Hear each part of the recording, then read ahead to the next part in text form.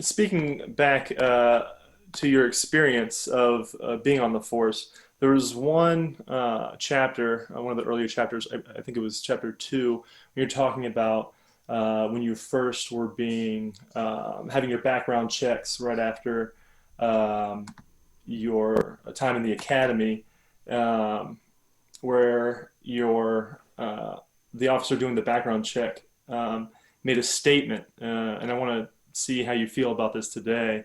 And the statement was, "You may be disqualified just for lying," and this was when he was referring to a question he asked you about, "Do you smoke weed or drink?"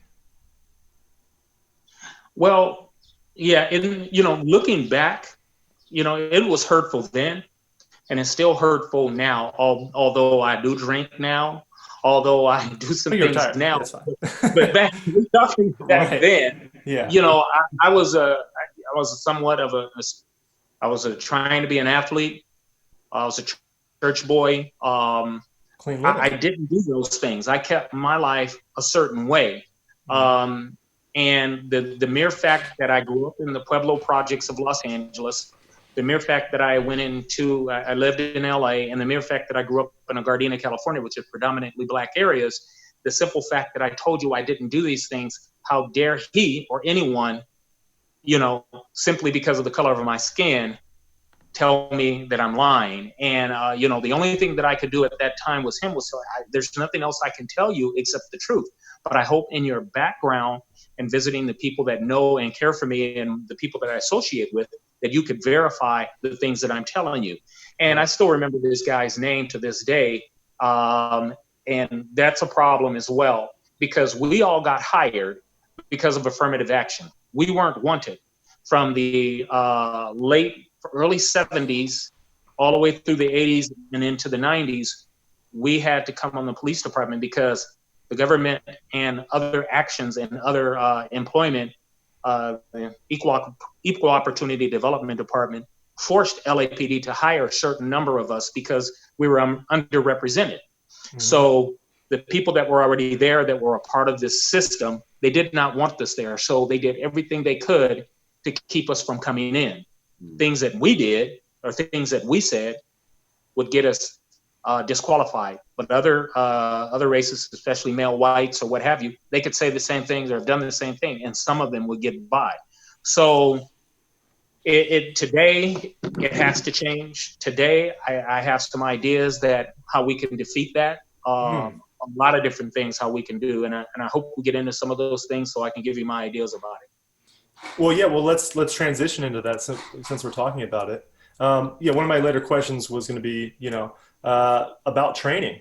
Do we think LAPD trains officers properly? And if not, what would you suggest to address, uh, you know, the problems in the training?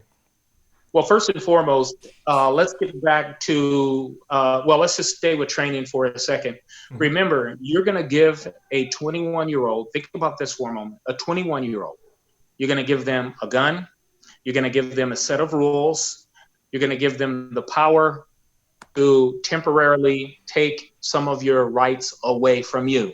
You're going to give them a 21-year-old, you're going to give them a firearm which they can use to protect themselves and others from great bodily injury or death, and to take the life of a human being at 21 years old, and you only train them for 6 months. Doctors, teachers, and everyone else go to a university for upwards to 4 years Mm. to get the certificates and the knowledge they need to teach our youth. But you give a 21-year-old, basically right out of high school or a couple of years from high school pass, and you give them 6 months of training and you give them that power. The problem being is that in itself, training needs to be a lot longer. I think police training actually needs to be about, at the very least, is about a year, a physical year, which causes and a physical year, and you can bring in um, community-based training, cultural sensitivity, cultural diversity training, training from a medical staff, training from Mm, religious, not religious, but clerical people, mental health training. All of that stuff needs mm, to be done during the training process. And you can weed people out during some of these trainings because we have in service training, but it's a joke. It's an absolutely joke. It's done over a computer. People are clicking through the modules. You know, they'll get the answer for someone else so they can just go ahead and click through everything. So get rid of all of that. And training has to come at a longer, more sustained period of time instead of being rushed through for 6 months and then given to what they call as a training officer out in the field. And they give those stripes away to people like they're just giving, giving a handshake, a golden handshake to people. And that in lies the problem. wow. Mm-hmm. Yeah, I mean, how much training, Eric, did you have to go through before you were given a Um, gun and I mean, honestly, it depends similar? on the rate. It depends on the rate. So if you're third ID, if you 11 Bravo, or if you're 0311, these are just infantry terminologies or acronyms for different branches. The training could be anywhere. I mean, you have boot camp first and foremost, right? Hmm. I think the major difference is between the military and Mr. Brock, please correct me if I'm wrong, is the environment. We're stripped away from our community, and we're forced to be put inside an environment with different people we don't know. So therein lies that multicultural training is actually just done on the ground between us, right? Between the individuals who are there. That bond is created, through the pain, I would probably say. and and I think another difference is just after boot camp, after you get past the silliness and understanding structure, mindset. Mindset is number one. Is key. If you don't have the proper mindset, and it's that creative or creation mindset, if you will, your survival mindset kind of kicks in. And I think that's the difference between a 90-year-old in the military and a 90-year-old police officer on the force, is because their mindset is totally different. It's bred in a different environment. We don't go home at night. We don't, go to the gym, or we don't have these particular luxuries to go out and do this. We're stuck in one particular environment. So it is force fed into us for a duration of time. And it could be anywhere from 6 months to 8 months, depending on what you're doing. If you're going SEALs, if you're going to recon, if you're doing pararescue, be up to 18 months, even beyond that. You always consistently train. Training is done almost on a daily basis. Hmm. And I think Well, that's probably what the police department needs. Maybe local government needs to be removed from the equation, and federal government needs to step in and place in these particular modules and do, as Mr. Brock said, the 18-month, training courses where you have sectionalized training throughout that 18 months. So you get 4 months of multiculturalism, you get 4 months of mental health, you get, a couple of months of, Hmm. going over your firing procedures, you get more time at the range, the understanding, what is a threat, how to identify a threat, how to investigate, how to carry out those SOPs based upon the information that happens within seconds. Like in the military, the ROEs are different. We can't fire into being fired upon, and that's the training that we go through. And what that means is, like, they have to actually shoot at us, not somebody shooting at a building, not somebody shooting in the air. They have to actually engage you in a combative situation in order for you to return fire, or else you could go to level work for the rest of your life. And I think it's that weapons discipline, that kind of changes the game, and going through your escalations of force, which is consistently taught to us, prior to deployment even, and while we're still on deployment, we're in those classrooms, we're consistently training, because we want to make sure that we're not discharging our firearms, just because we're stressed out and anxiety, and it's intense. I mean, it's very intense not knowing who's who. Mr. Brock is correct. Even in the military, everybody says, the saying is, everyone's a threat until they're not. And it's part of your training is to decipher whether or not that person is a threat. And it's body language, it's, tonality, it's everything, packaged all together. But if you don't consistently train, there's no way you can be able to decipher that information. I want to build on that point. Do we think, Michael, that there's kind of a mentality that's built, or mindset, as you said, as us versus them? Absolutely. Absolutely. And I alluded to it earlier, and I thank him for so eloquently talking about the escalation and de-escalation of force training. Right. That was beautiful and well stated. But absolutely. And that's taught during your training as well, isn't it, in the academy? When is that embedded really and pushed? That us versus them mentality that you experienced? Well, it's from the very beginning, and it's basically, like he said, team building. And you become the member of a team, which is, and you've heard the term, a thin blue line. And that's basically what it all boils down to in this is us versus them. And it's hard as hell to police any city when it is that mentality that's burned into your mind when you're told that, hey, your brother officer as the military, because remember, police work is paramilitary. It really is. Your brother officer in blue, regardless of what you think about him or her, we back each other up. We support each other. And that is where that line comes from, the thin blue line. And it's taught very early on because we're not there, all day as a military person, as you don't wake up and go to sleep together. But we do come together. It's 8 to 10 hours a day, 5 days a week, and you're in classes. So you have a specific class on this. I was a member of a class, and our class learned together. We trained together. We wrestled, fought, studied, and did everything together. So that blue line and that family is ingrained in you from the very beginning. And then when you get out in an actual field situation, it's brand new, they'll remind you of that. Hey, all of these people don't mean anything. What we have to do is back each other up.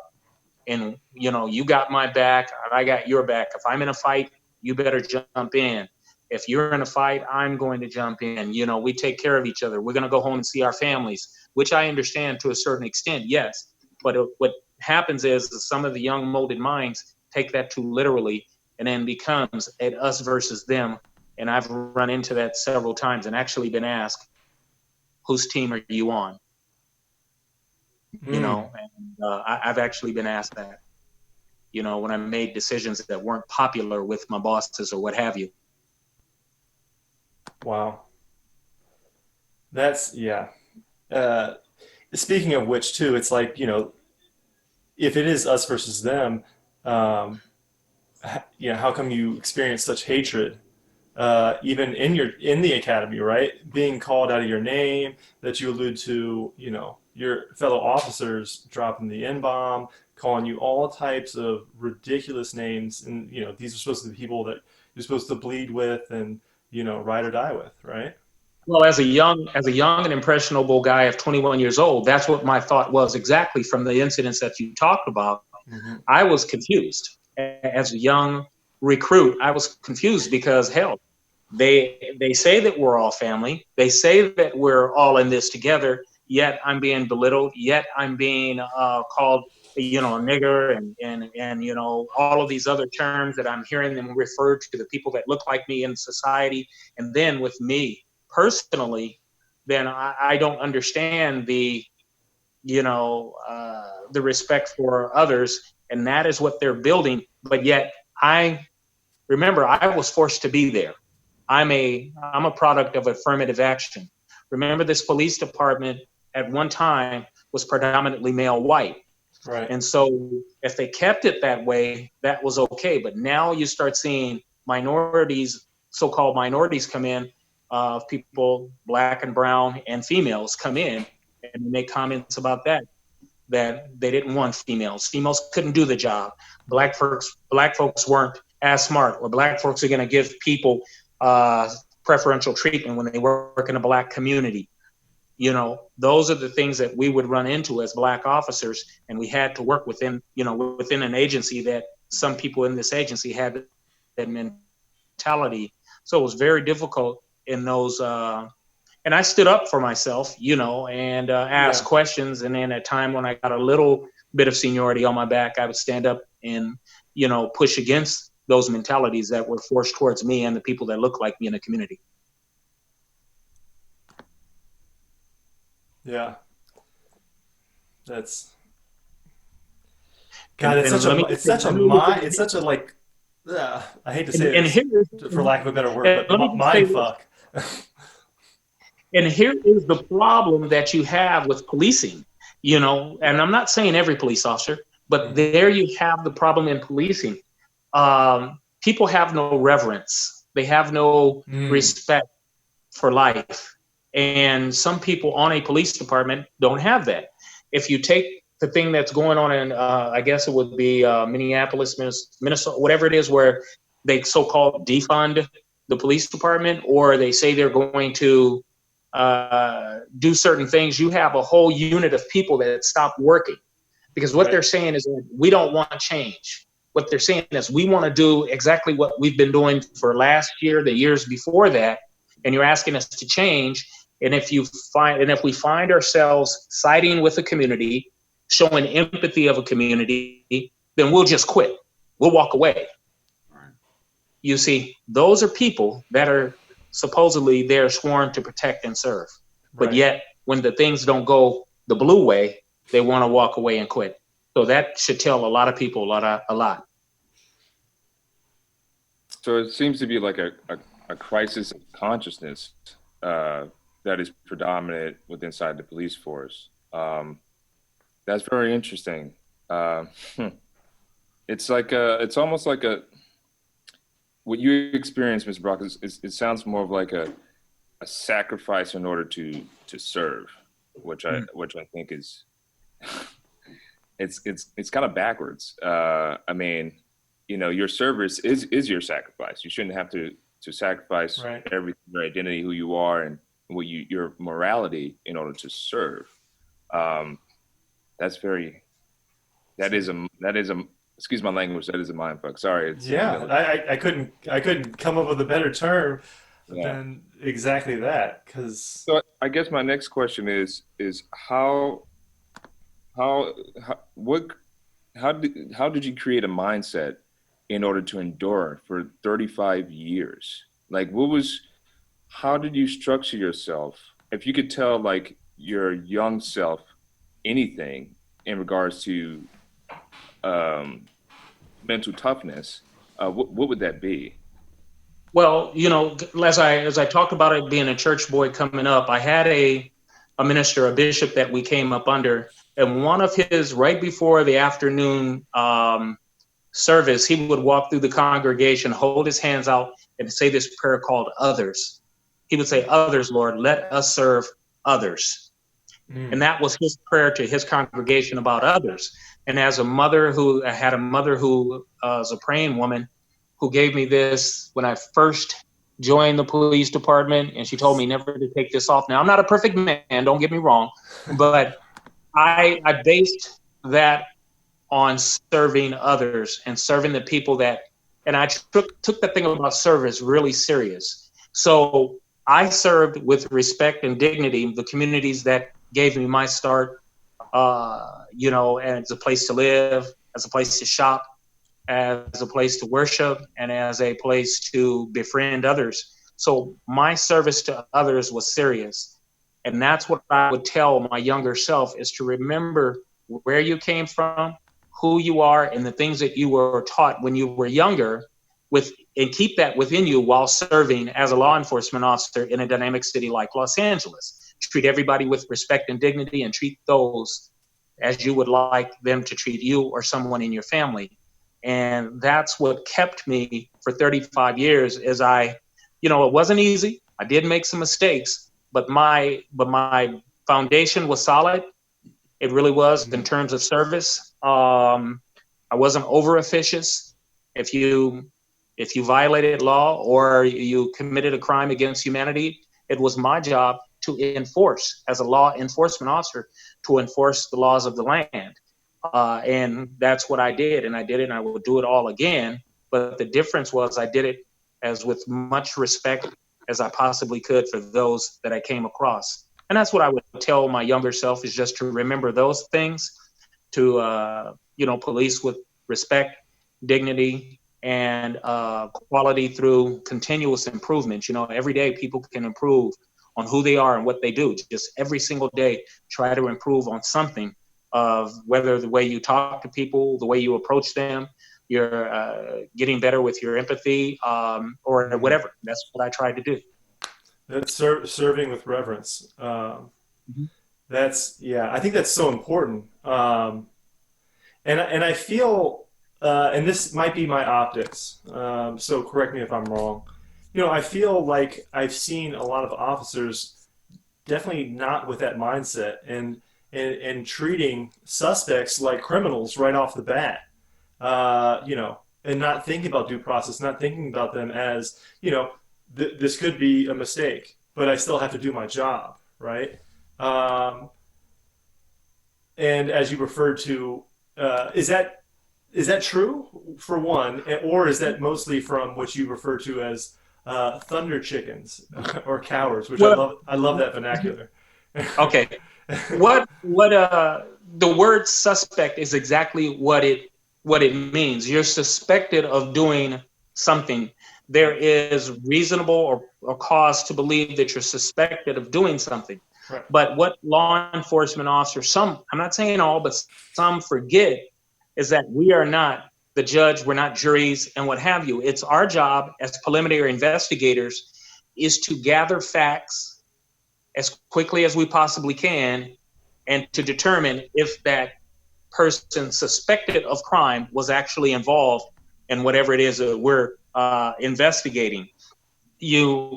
There's a safety factor there as well. Now think about it. You have to think about this. If the person that's wearing a gray shirt with glasses, beards, an African American, and he just crossed this way, and I see someone and they have the bulge in their pocket or what have you, that person may be the suspect. Mhm. He may be suspected of a crime because he's walking the same direction. He has the same orange shirt on, or he has the same striped pants on, or what have you. But you have to approach that cautiously, but do so with respect. Yes, it's going to have to be done safely. There are certain things that you can do, but the thing about it is how you end it once you find out that that person is not who you're looking for. There's ways to explain things. Mhm. There's ways to, as we used to say, dust people off and then let them know why you did what you did and tell them exactly what's going on. You can't just leave people standing there without an explanation. I would think that, I've done that in the past where I have stopped the wrong person. Right. The person had the trench coat on. The person had the full beard. The person was carrying the red purse. And I stopped that person, but it turned out to be the wrong person. But you owe it to that person to explain to them why you stopped them. Mm. You owe that to them, and to identify yourself and to explain your actions. A lot of times, sometimes a little explanation goes a long way. It really does. Absolutely. Yeah, my wife talks about this a lot. She talks about um, male pride in society, and a lot of males in general being too proud to be wrong. And it's like, look, we're fallible people. We have to have reverence towards other human beings. To quickly jump and say, this person is definitely a criminal is kind of a leap beyond, I dare say, the officer's job, right? Because they're not a judge, they're not a jury. Well, and that's problematic as well, when people all of a sudden assess someone else without any factor whatsoever, and that's kind of I don't know if you could say, I think, somewhat prejudicial. If Hmm. you judge people without having factors, that can become somewhat of a prejudicial way you do law enforcement or anything. Mm-hmm. You have to have a set of facts that identify traits or what have you first and foremost. A criminal is a person that commits crime. That's what a criminal is. Yes. And simply someone walking down the street, and if you don't see a crime that's happening, you can't label that person as a criminal. Mm-hmm. You can't label that person as a suspect if you don't have anything to associate him or her with criminal activity. And that's where we get to a problem with, oh, I stopped you because you have a cracked tail light. Do you mind if I look in your vehicle? Excuse me? That becomes problematic, because now you're looking to create something. You're looking for something, So it's a